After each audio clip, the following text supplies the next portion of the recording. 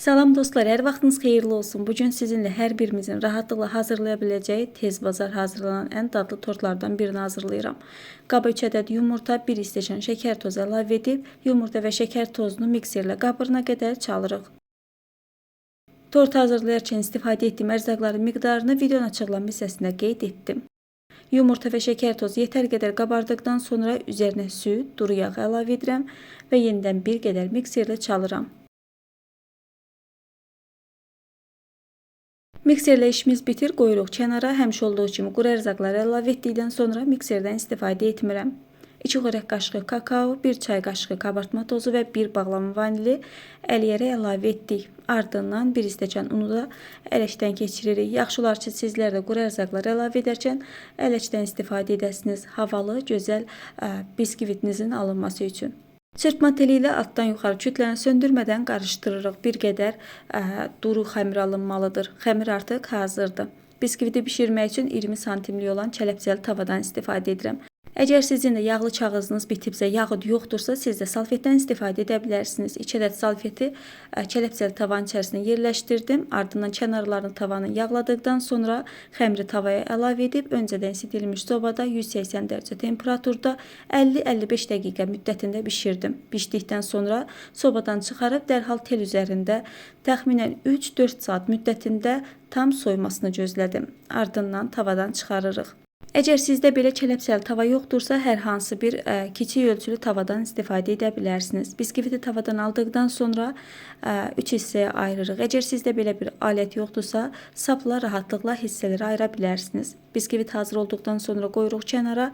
Qaba otaq temperaturunda olan 150 qram çörək yağını əlavə etdim. Mikserlə yağ ağarına qədər çaldıq. Üzərinə eyni temperaturda olan bişmiş qatlaşdırılmış süd əlavə edirik. Əgər ikisindən biri soyuq olarsa, o zaman kreminiz çürüyə bilər. Bişmiş qatlaşdırılmış süd əlavə etdikdən sonra da çox çalmaq olmaz, o zaman da kreminiz çürüyə bilər. Bir qədər duru belə bir krem alındı. Krem hazır olduqdan sonra tortu yığa bilərik. Birinci kocu yerləşdirdikdən sonra üzərinə təxminən 2-3 xörək qaşığı kremdən əlavə edib, hər tərəfə çatacaq şəkildə yayırıq.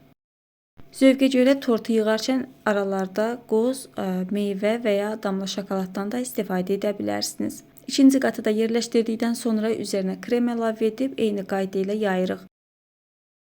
Çox kövrək, gözəl bir biskvit alınıb, sonuncu kocu da yerləşdirdikdən sonra üzərini və ətrafında eyni qayda ilə kremlə bağlayırıq.